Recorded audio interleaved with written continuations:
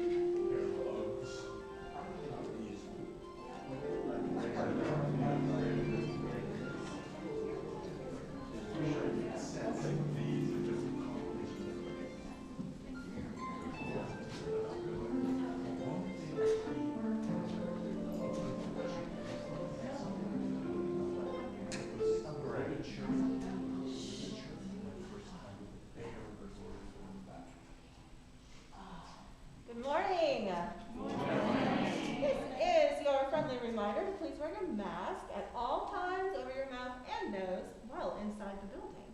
Thank you. Also, please silence your cell phones and turn off your Wi-Fi connections if you would.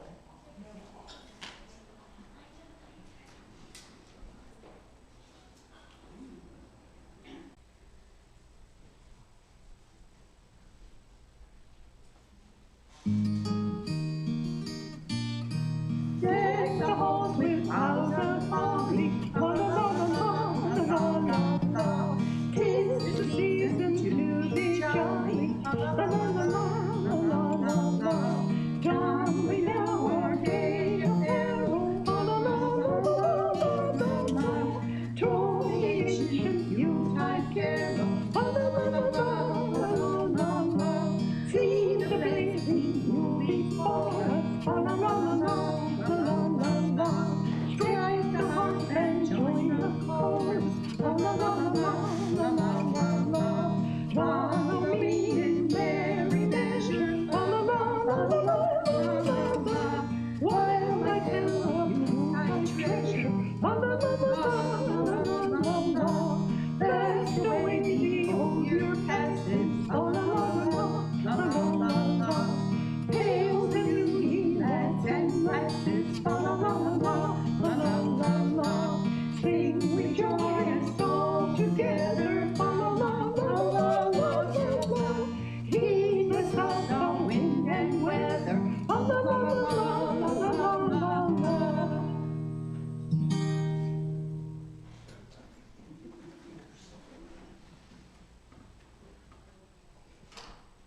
Welcome to the worship service of the Unitarian Universalist Congregation of Lakeland. My name is Melissa Marshall. I am the Director of Religious Exploration, which is our children's program. And I also, in that capacity, serve on the Board of Trustees. My pronouns are she and her. We're glad you're here today. This is our annual Milk and Cookies Communion. That's the pajamas. Let's see.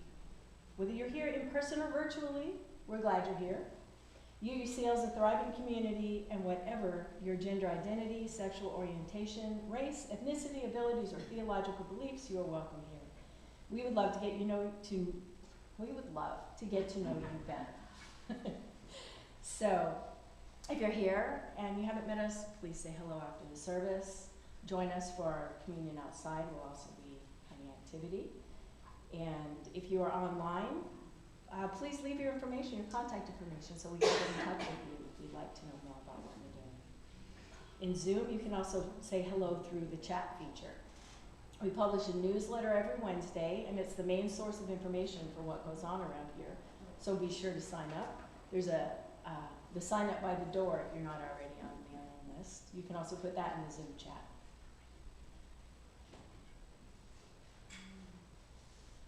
Sorry, I'm not familiar with this device. All right. So if you already get the newsletter, be sure you read it, because that's where all the information is about what's going on.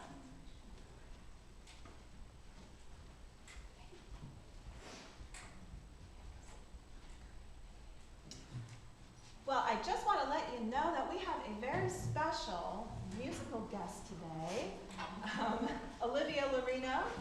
She is a sophomore at George Jenkins High School and is going to be playing with us. Thank you for joining us, Olivia.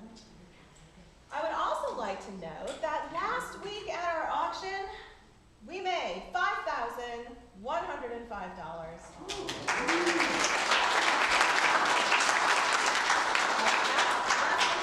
That's our best year yet. So I really want to give big thank yous to all who helped out. Adam Hargrove, Tom Bergen, Mary St. Denis, Gail Rushford, Glenda Littlehale, Petra Sussman, Rachel Walter, Judy Pell, Brandon Knuckles, Justin Neal, Maggie Colson, Chris Little, I think I got everybody, and of course, Ken Schmidt and Dorothy Lemmy.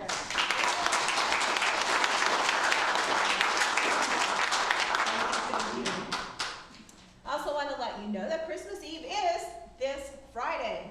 So we are planning on gathering at 6 p.m. on the patio for finger food and social time, and then we will come into the sanctuary at 7 to start our Christmas Eve journey. So, we look forward to you joining us on Christmas Eve. For more details, please check the newsletter on Wednesday. Thank you.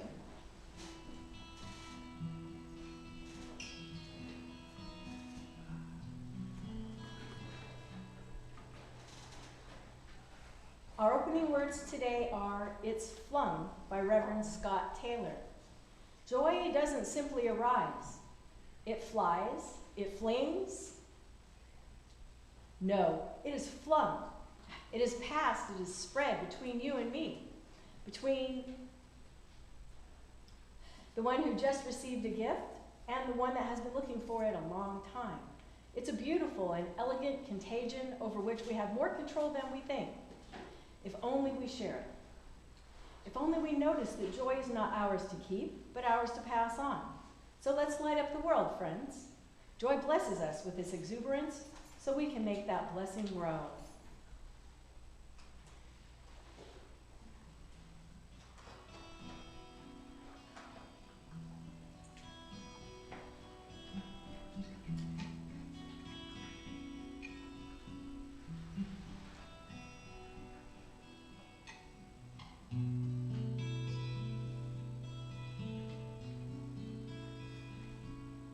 Just as our congregations across the country and even around the world are lighting their chalices this morning, so will we light ours and create sacred space. Today, our chalice lighter is Tim McLean.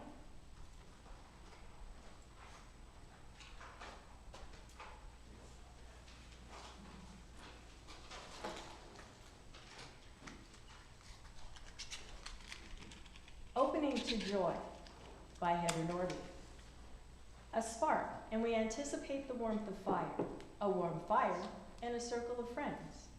We set our intentions to connect with one another in love, to bring peace and gratitude to our lives.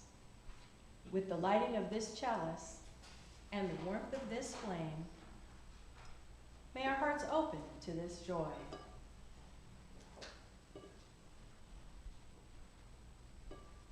Please join us in signing the Spirit of Life. Spirit of life, come unto me. Sing in my heart all the stirrings of compassion. Blow in the wind, rise in the sea. Move in the hand, giving life the shape of justice. Roots hold me close, wings set me free. Spirit of life, come to me, come to me.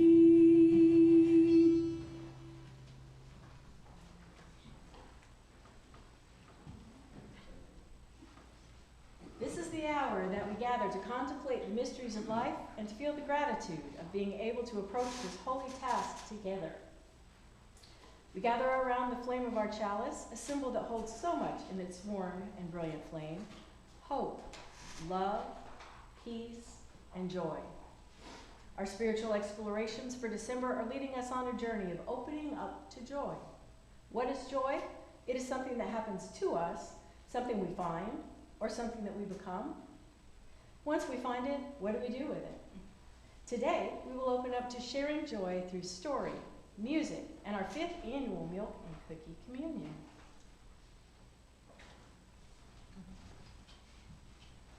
This is the 4th Sunday of the Advent season, a season of waiting for the light to return. We are quickly approaching the rebirth of the sun, a symbolic renewal to the ways in which we can bring more joy to the world. Petra will light our Advent candle.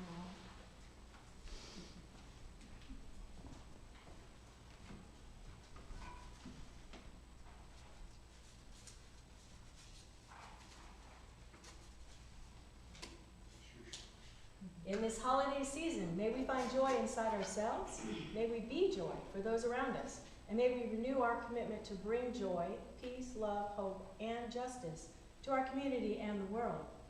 May we be the lights of the world.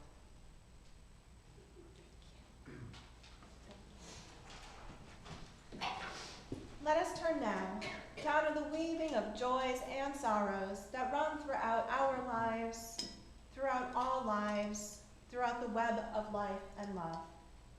We invite you up to the chalice table to light candles for your joys and sorrows. If you are on Zoom, we will say your name and light a candle for you so that we know that you are here with us, so you know that we are together. If you do not want your name said, please say so in the chat. And we will once again enjoy music of Olivia.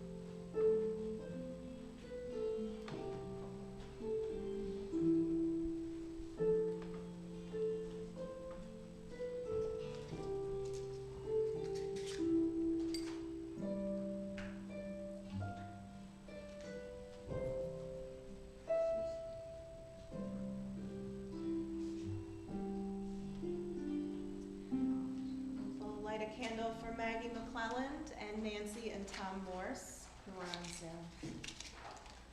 See, even when it's difficult to bring light into the world, we are determined to do it, one way or another. Thank you, Petra. Sure. I love playing with fire.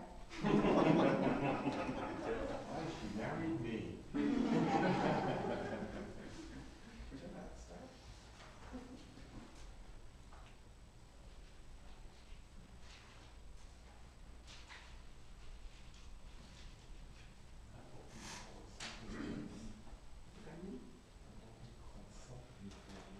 The stories we tell are important. Stories shape our thinking, which shapes our behavior. Stories shape our values and our theological beliefs. Some stories are hundreds of years old, having been told throughout time by the ancestors only by memory, perhaps even being shaped differently with each generation. Many of these stories have been collected and written down so we can continue to hear them, read them, share them. Some stories have been so impactful that they're considered sacred and make up the contents of the world's holy books. These old stories continue to help shape us, or help us shape the ways in which the universe unfurls before our eyes. As Native American writer Thomas King says, stories are all we are. If stories are all we are, I wonder, why are some considered sacred and some just fairy tales? I have a different view on what stories are considered sacred. Of course, I, like many of you, which is one reason why we find ourselves together here, also have a different view on what God is or is not.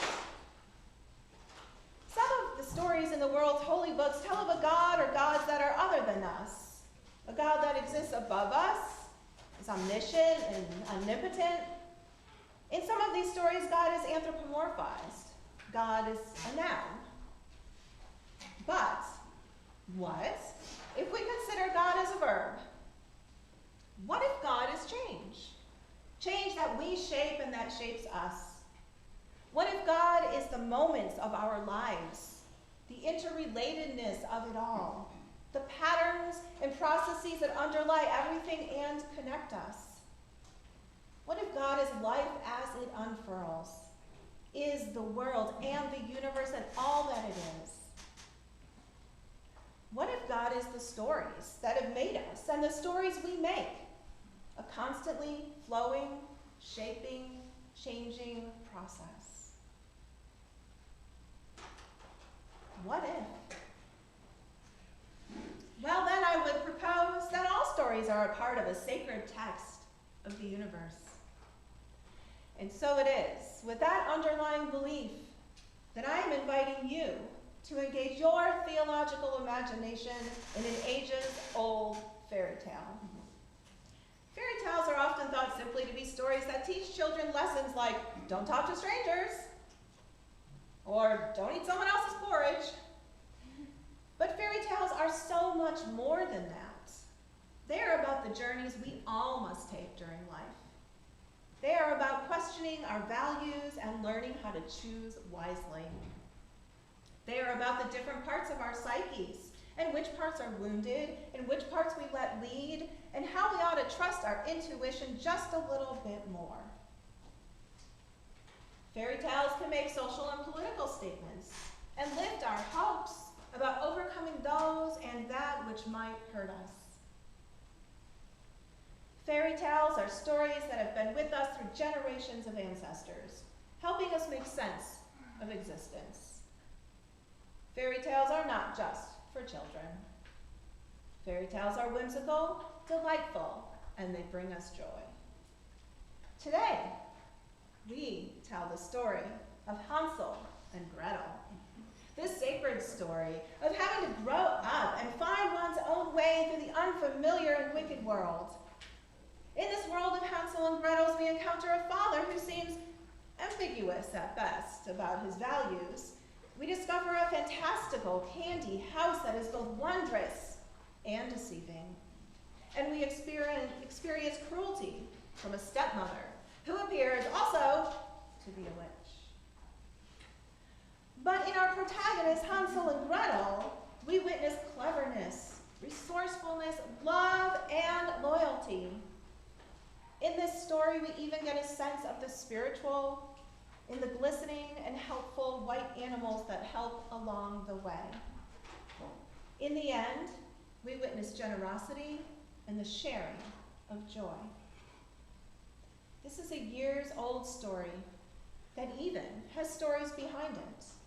Historians say that the tale of Hansel and Gretel dates back to the 14th century, when there was a famine in Europe and parents had to send their children away to fend for themselves.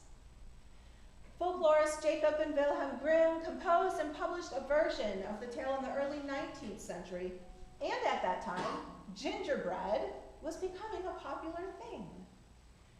Gingerbread has been around for thousands of years, since the times of the ancient Greeks and Egyptians.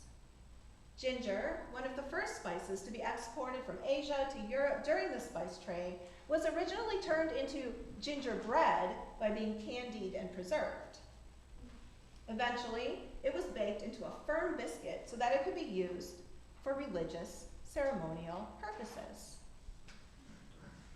As the story goes, the Armenian monk brought gingerbread to Europe in 992. By this period, gingerbread baking was already quite sophisticated, and specially made molds were used to create images of saints and other important religious characters out of the bread.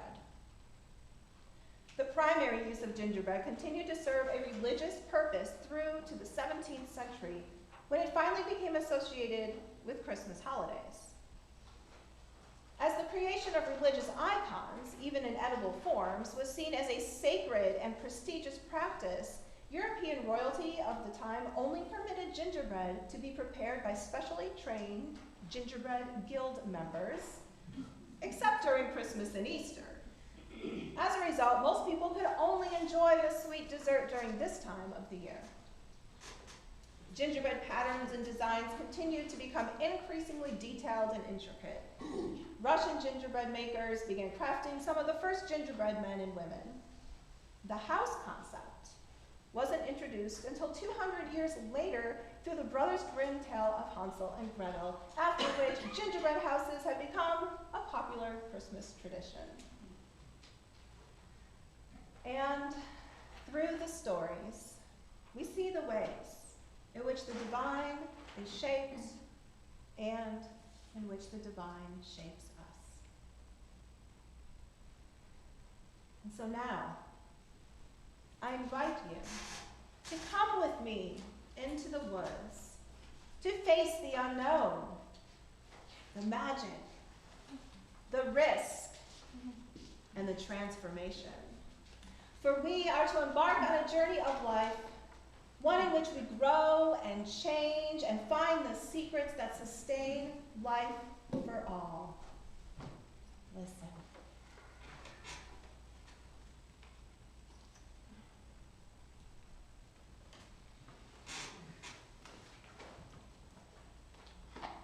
What will become of us? We cannot even feed our children. There is nothing left for ourselves. I will tell you what, husband. We will take the children early in the morning into the forest. There is the thickest. We will make them a fire and we will give them a piece of bread. Then we will go to work and leave them alone. They will never find their way home again, and we shall be quit of them. No, wife, I cannot do that. I cannot find it in my heart to take my children out into the woods and leave them there alone. The wild animals would soon come and devour them. You fool, them! We will all four starve. You had better get the coffins ready. And she left him no peace until he consented. All right. I really pity the poor children.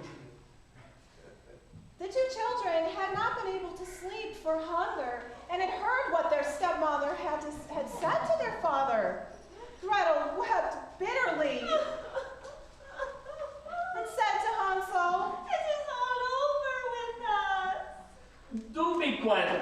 and do not fret, I will manage something.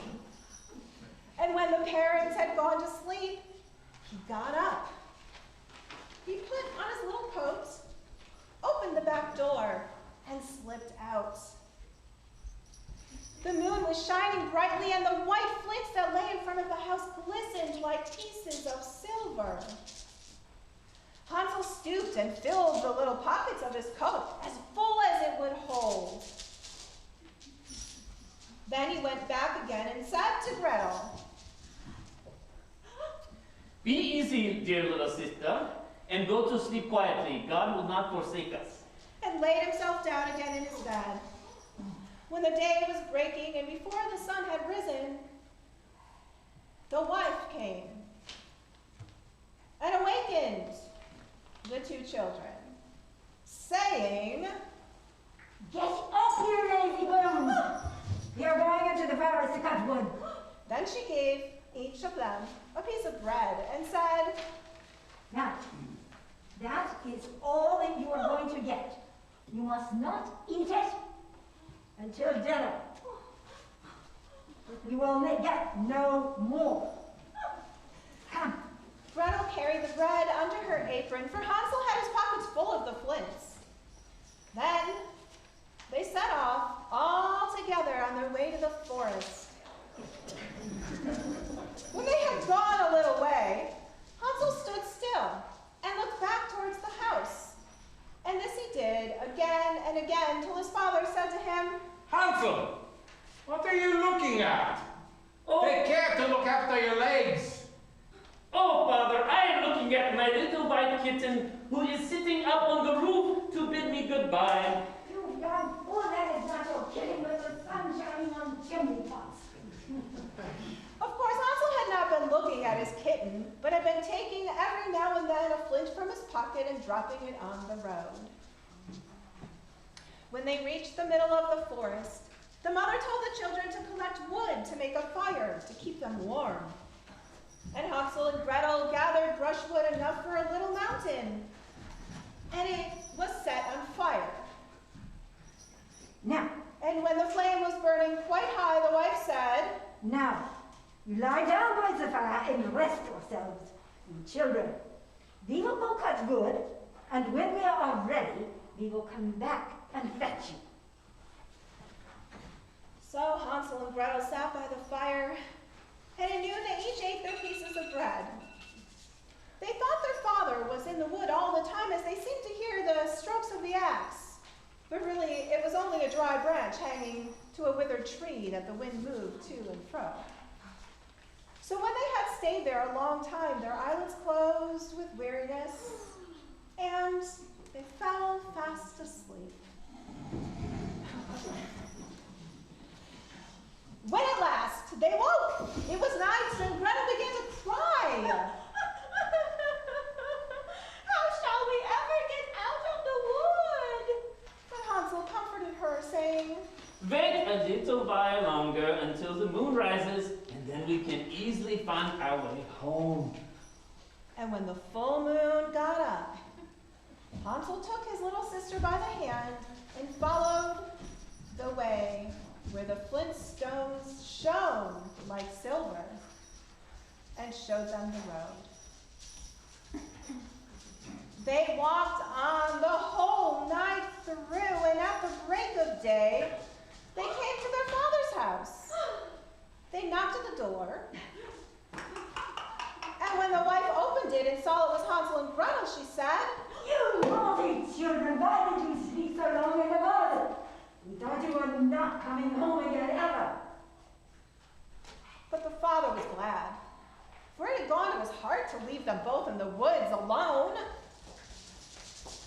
Not very long after that, there was again great scarcity in those parts, and the children heard their stepmother say at night in bed to their father, Everything is finished.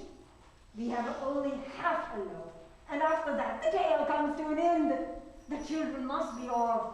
We will take them further into the woods this time, so that they shall not be able to find a way back again. There is no other way to manage.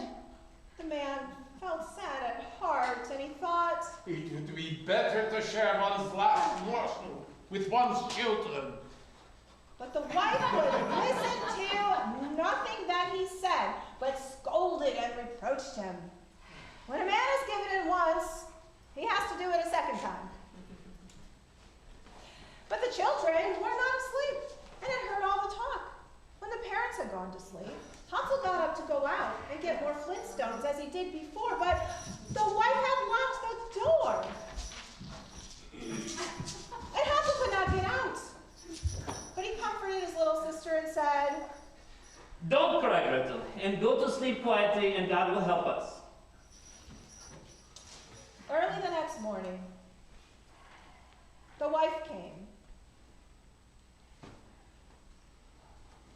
And she pulled the children out of bed.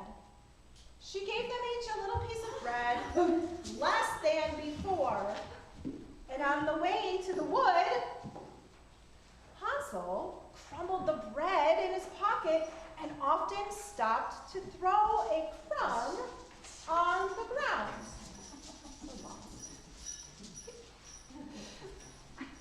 Hansel, why are you stopping? I'm looking at my little pigeon sitting on the roof to say goodbye to him. That is no pigeon, but a morning sun shining on the roof, the chimney pot. Hansel went on as before and strewed breadcrumbs all along the road. The woman led the children far into the wood, where they had never been before in all of their lives. And again, there was a large fire made, and the mother said, Sit still there, you children, and when you are tired, you can go to sleep. We are going into the forest to cut wood, and in the evening, when we are ready to go home, we will come and fetch you. So when noon came, Gretel shared her bread with Hansel, who had strewed his along the road. Then they went to sleep. And the evening passed, and no one came for the poor, poor children. When they awoke, it was dark night. And Hansel comforted his little sister and said, Wait a little, Gretel, until the moon gets up, and we shall be able to see the way home by the crumbs of the bread I have scattered along it. So when the moon rose, they got up. But they could find no crumbs of bread, for the birds of the woods and of the fields had come and picked them up. Hansel thought they might find the way all the same, but they could not. They went on all that night and the next day, from the morning until the evening, but they could not find the way out of the wood, and they were very hungry. For they had nothing to eat but the few berries they could pick up. And when they were so tired that they could no longer drag themselves along, they lay down under a tree and fell asleep.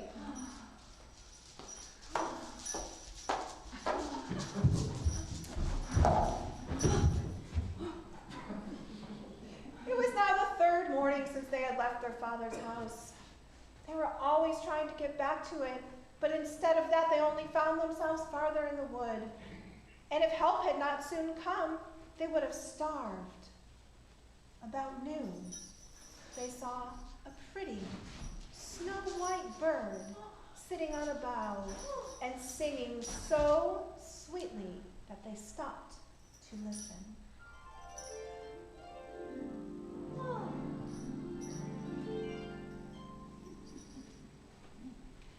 And when he had finished, the bird spread his wings and flew before them. And they followed after him until they came to a little house. And the bird perched on the roof, and when they came nearer, they saw that the house was built of bread and roofed with cakes, and the window was of transparent sugar. We will have some of this. and make a fine meal. I will eat a piece of the roof, Gretel. You can have some of the window. That will taste sweet. So Hansel reached up and broke off a bit of the roof just to see how it tasted. And Gretel stood by the window and gnawed at it. Then they heard a thin voice call out from inside.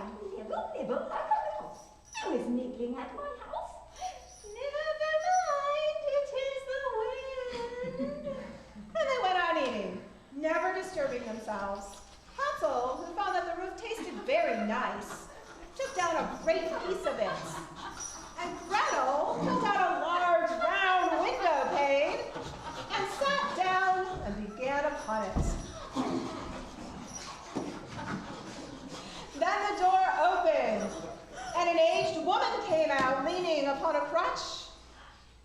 Hansel and Gretel felt very frightened and let fall what they had in their hands. The old woman, however, nodded her head and said, "Oh, my children, come here. You must be indoors and stay with me. There will be no trouble." So she took them each by the hand and led them into her little house. And there they found a good meal laid out of milk and pancakes with sugar, apples and nuts.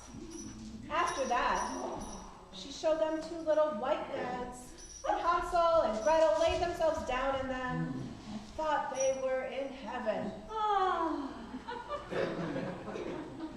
The old woman, although her behavior was so kind, was a wicked witch.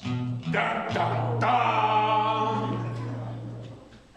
Who lay in wait for children and had built the house on purpose to entice them. When they were once inside, she went away and left the wicked witch to burn miserably. Then Gretel went straight to Hansel, opened the stable door, and cried, "Hansel, we are free! The old witch is dead!" Ding dong! Then out flew Hansel like a bird from its cage as soon as the door is opened. How rejoiced they both were! How they fell each on the other's neck and danced about and kissed each other. And as they had nothing more to fear, they went over all the old witch's house, and in every corner there stood chests of pearls and precious stones. This is something better than Flintstones, said Hansel as he filled his pockets, and Gretel, thinking she also would like to carry something home with her, filled her apron full. Now, away we go, if we can only get out of the witch's wood. When they had journeyed a few hours, they came to a great piece of water.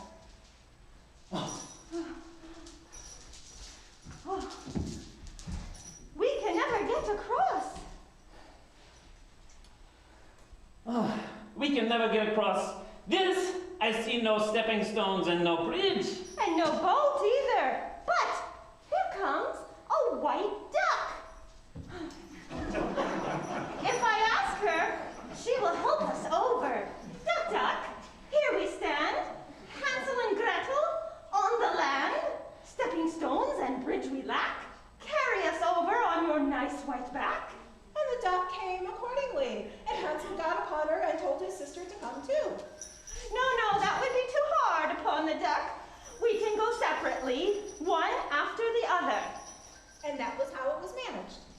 And after that, they went on happily until they came to the wood, and the way grew more and more familiar till at last they saw in the distance their father's house. Then they ran till they came up to it, rushed in at the door, and fell on their father's neck. The man had not had a quiet hour since his children were left in the wood, and the stepmother had not ever returned. And when Gretel opened her apron, the pearls and precious stones were scattered all over the room, and Hansel took one handful after another out of his pockets.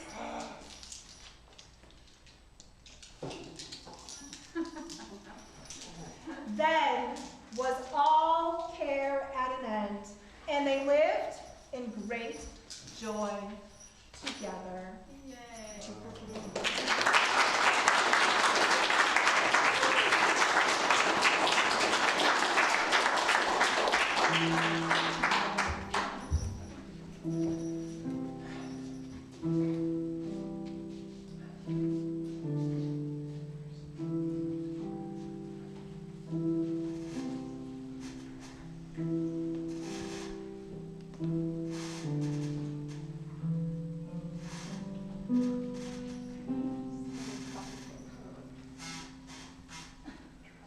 Indeed, it is a happy ending when we learn that the ways of wickedness and greed lead only to destruction.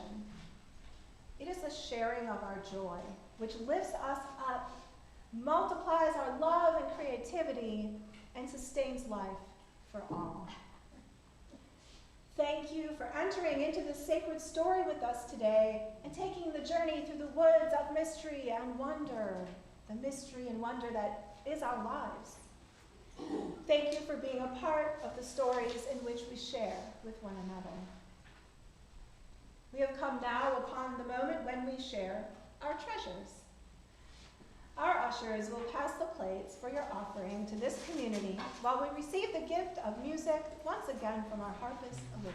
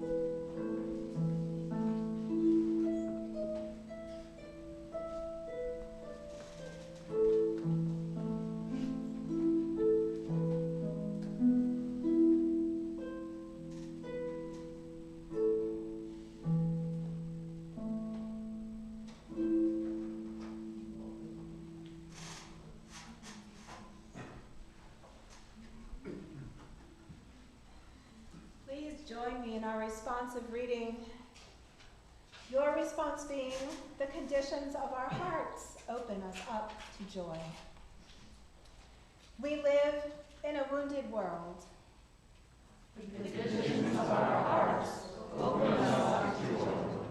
Yet there is much delight to be found. The conditions of our hearts open us up to joy. When we approach the world with humility, forgiveness, and gratitude, joy is multiplied. The conditions of our hearts open us up to joy. Begin with the joy we receive from the universe from which we are made by receiving the gifts of the senses, the sights, the textures, the sounds, the tastes, and the smells. The conditions of our hearts open us up to joy. And expand those gifts of joy, the ones that you find through your compassion and generosity towards others.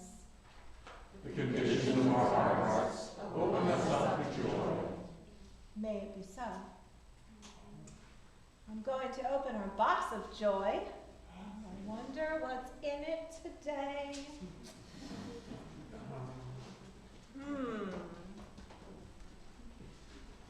Oh! Are they cookies? Those aren't cookies. They're not cookies? That's not cookies. Oh, I shouldn't eat them. Don't put that in your mouth. Okay, don't put them in your mouth. What I have in here are chalices. Woo! Because that's the symbol of our faith and a reminder to share the joy. Well, first I have this tree topper chalice that Joshua made for us that I need a tall person to put on the top of our tree. So this will be waiting for a tall person. Could you hold this? And the light does turn on as well. And I have these beautiful Peter is so excited, like Christmas morning.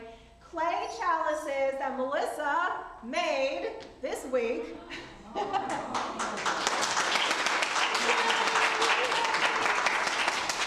So everyone's going to get one.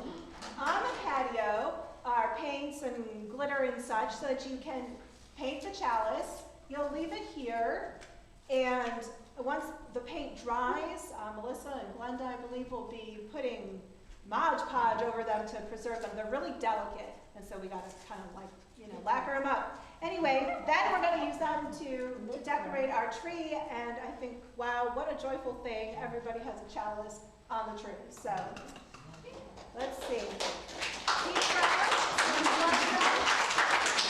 We'll hand them out while we enjoy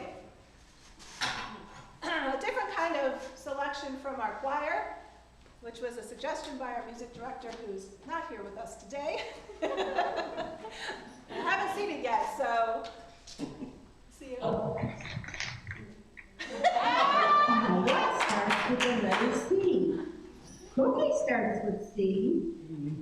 Oh, C is for cookie. That's good enough for me. C is for cookie. That's good enough for me. C is for cookie. That's good enough for me. Oh, cookie, cookie, cookie starts with C.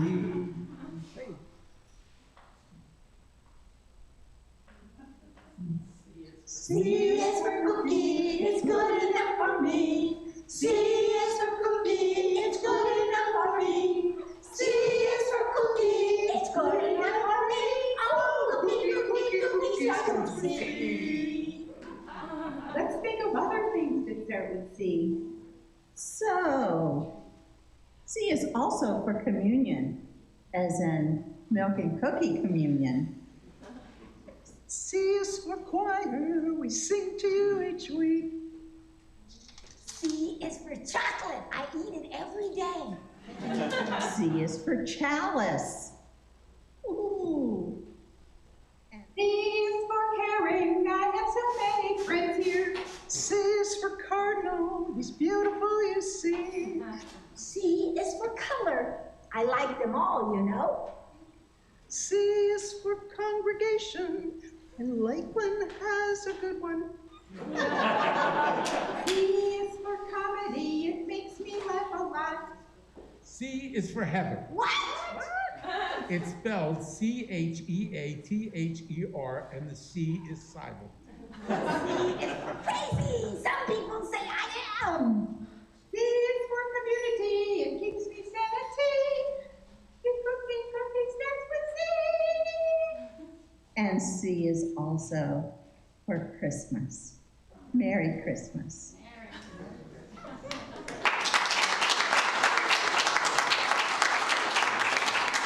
Oh, goodness. What a joy y'all are. Love it. So, before we extinguish the chalice, it seems we're still handing out our chalice ornaments, but we will be having milk and cookie communion on the patio. We want to be safe because we obviously have to take off our masks to eat the cookies. So, after we extinguish our chalice, I will invite you onto the patio to get cookies, and there are piles of cookies, so please come have several. And there's different kinds of milk. For anybody that doesn't want cow's milk, I think there's almond milk and soy milk or oat milk or something. So that will be after we extinguish the chalice, and Olivia does have one more song for us. So with that, I'll invite up Melissa and Tim. Please join me as we extinguish the chalice. We extinguish this chalice, but not the light of truth, the warmth of love, or the fire of commitment. These we carry in our hearts and out into the world.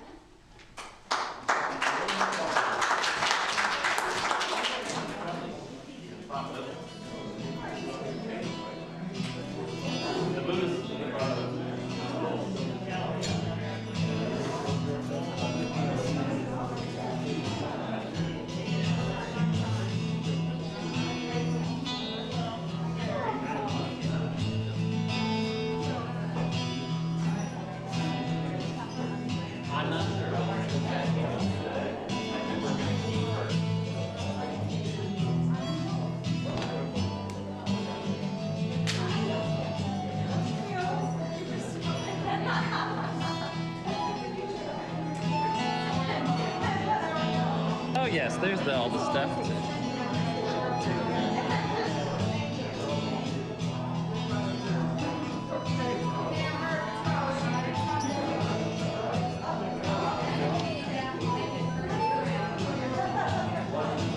Milk's coming.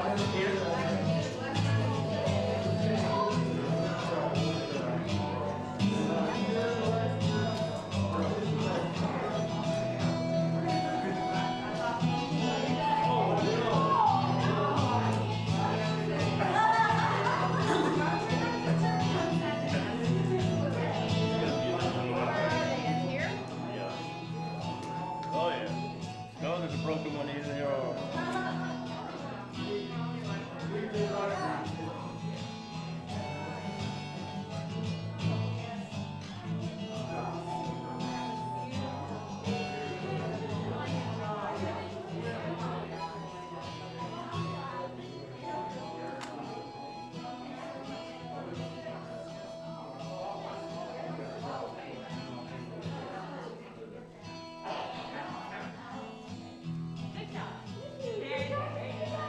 Are you Olivia? Yes. Olivia, I love my music. You made this a wonderful memory today, besides the wonderful presentation. You just added for me the beautiful harmony. Just was the icing on the cake today. Your beautiful harmony. Thank you for coming and doing it. Tino Hicks has been a member of our congregation for many years, and Just this. But it was a wonderful, very Excuse me? come back.